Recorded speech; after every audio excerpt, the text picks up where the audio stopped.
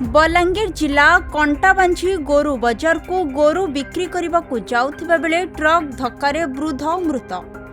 न्याय दाबी रे घटनास्थल में उत्तेजना सृष्टि होइछि।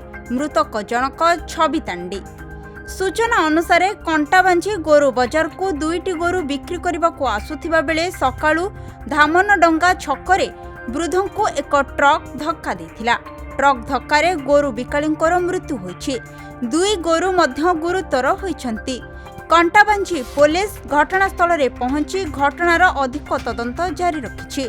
मृतकंक परिवार को न्याय दाबी करी मृतदेह उठाइबा पई मना करा जाइछि।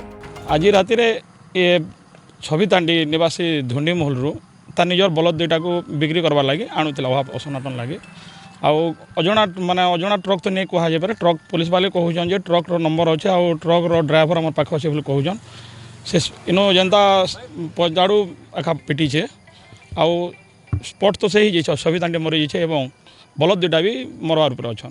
आम परिवार क्षतिपूरण गरीब लोकटा परिवार क्षतिपूरण लक्ष टका दाबी करूँ। मालिक आम साथ आसू कथा हो तापर आम डेड बॉडी छाड़ू नहीं छाड़ी पार। बलांगीर गुप्तेश्वर पृष्टि रिपोर्ट खबर ओडिशा।